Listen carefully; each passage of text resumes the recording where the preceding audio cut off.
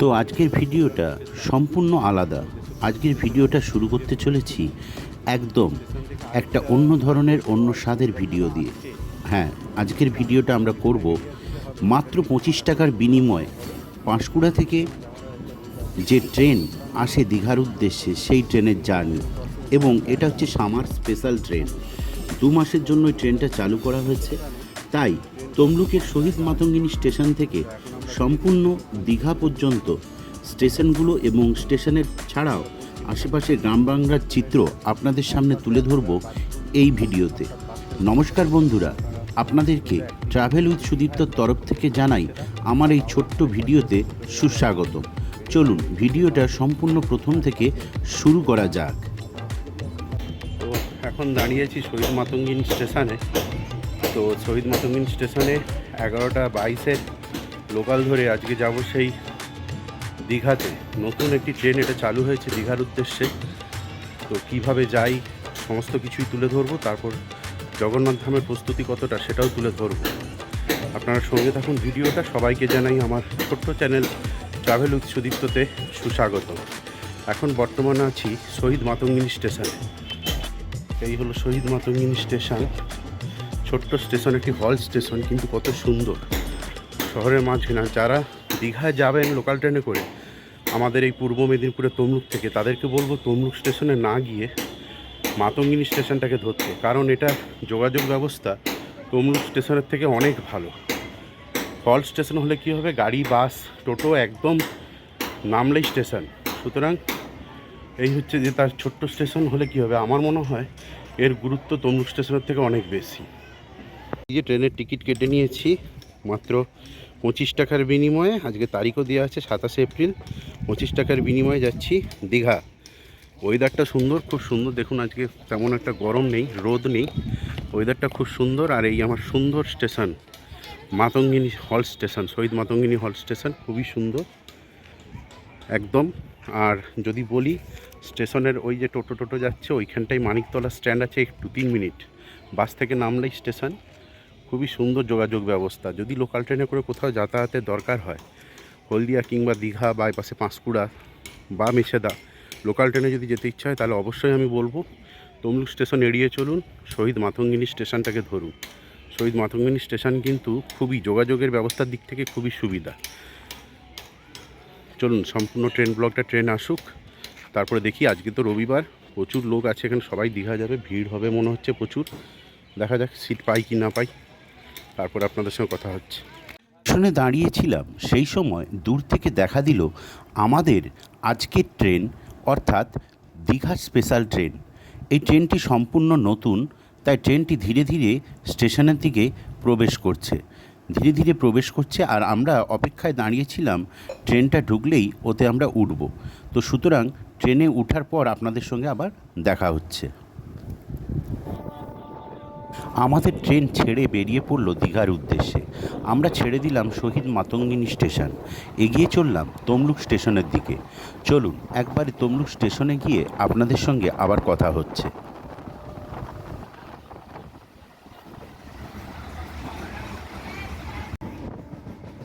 এখন আমরা ধীরে ধীরে তমলুক স্টেশনের দিকে এগিয়ে চলেছি। সবে পাশ করলাম ধারিন্দ্রা রেলগেট, চললাম তমলুক স্টেশনের উদ্দেশ্যে। তমলুক স্টেশন একটি খুবই গুরুত্বপূর্ণ স্টেশন, যেখান থেকে আপনারা চলে যেতে পারেন নানা রকম জায়গায়, যেমন ওপাশে নিমতলা, এপাশে তমলুকের ভেতরে, নানা দিকে আপনারা যেতে পারেন তমলুক স্টেশনের থেকে। তো সুতরাং এই মুহূর্তে আমরা ঢুকছি তমলুকের 1 নম্বর প্ল্যাটফর্মে। চলুন একদম তমলুকের প্ল্যাটফর্মে গিয়ে তারপরে ট্রেন যখন বেরিয়ে যাবে তখন আপনাদের সঙ্গে কথা হবে। আর এপাশেই দেখা যাচ্ছে ইঞ্জিনিয়ারিং হল। সামনের দিকে আরও এগিয়ে চলেছি, দূরে দেখতে পাচ্ছেন তমলুকের যে ট্রেনের যে পাওয়ার স্টেশন সেইটা। আর লাইনগুলো অনেক ভাগে বিভক্ত।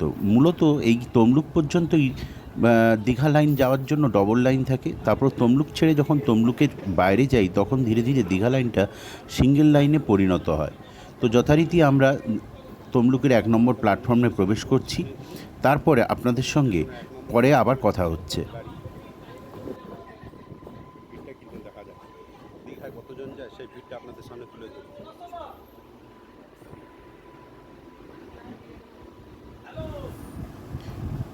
এইবার আমরা তমলুক স্টেশনে প্রবেশ করলাম।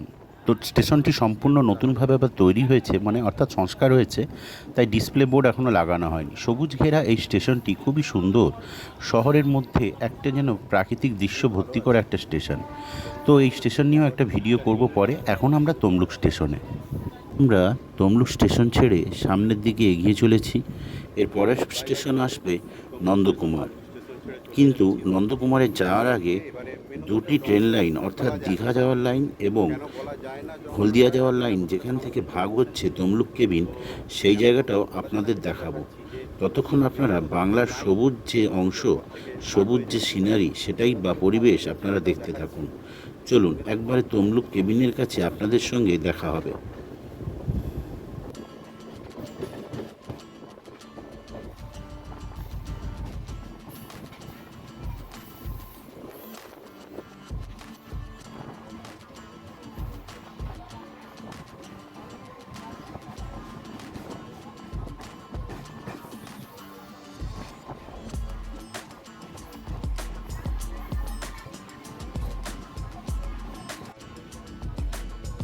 আমরা এখন তমলুক কেবিনের কাছে চলে এসেছি।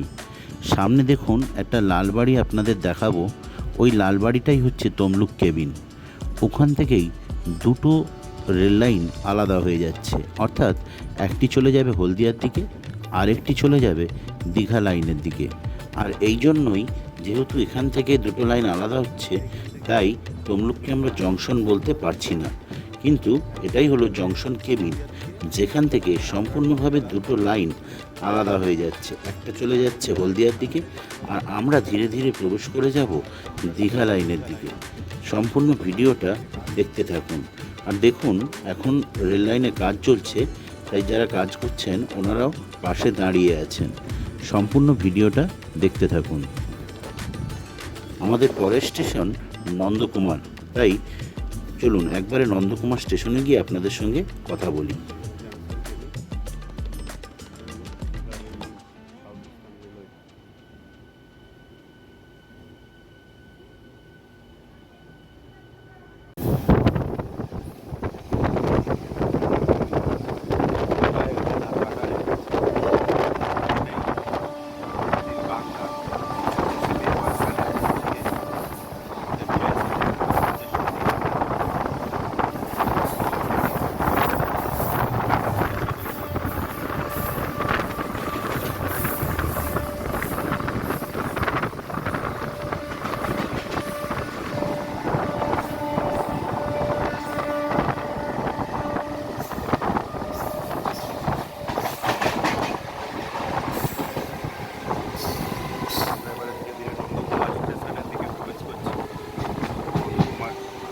স্টেশনের পরেই আসবে।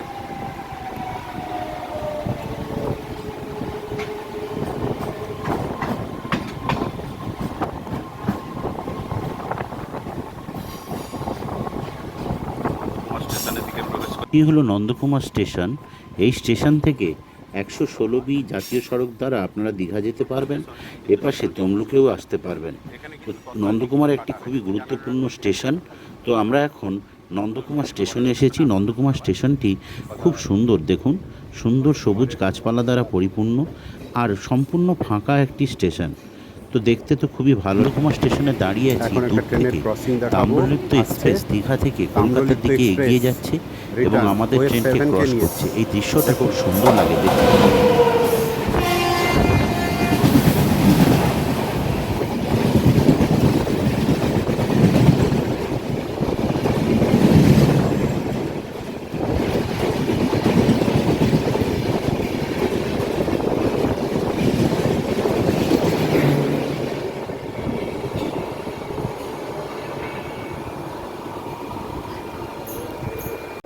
এখন আমরা হলদি নদী পেরোচ্ছি। নদীতে এখন সম্পূর্ণ জোয়ার।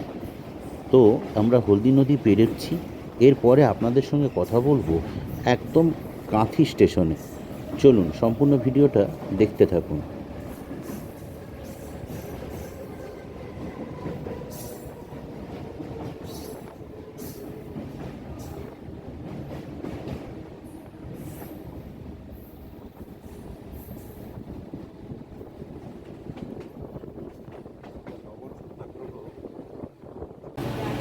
এখন দীঘায় আছি, এখন কাঁথি স্টেশনে আছি। তো কাঁথি স্টেশনে ট্রেন দাঁড়িয়ে আছে, অনেকে নামে উঠলো, কাঁথির 1 নম্বর প্ল্যাটফর্মে দাঁড়িয়ে আছে। তো এরপরে আমরা ছেড়ে চলে যাব, ট্রেন ছেড়ে দিয়েছে।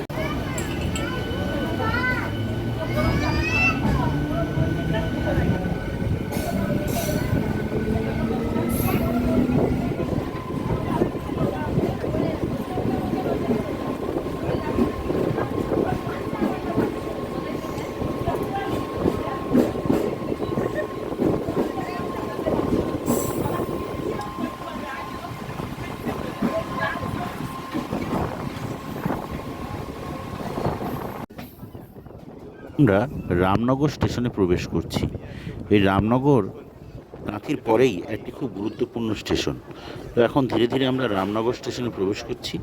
সামনেই দাঁড়িয়ে আছে দীঘা আসানসোল সাপ্তাহিক ট্রেনটি।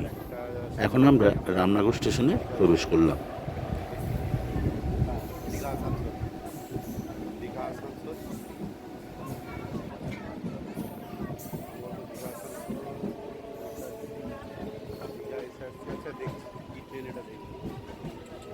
সম্ভবত দীঘা আসানসোলই দাঁড়িয়ে আছে, এটুকুলো ছেড়ে বেড়াবে। সুন্দর একটি স্টেশন।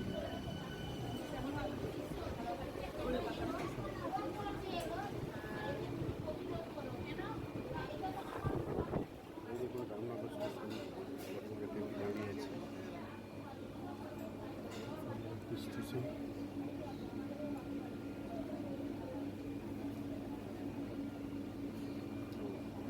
সময় এখন 1:30,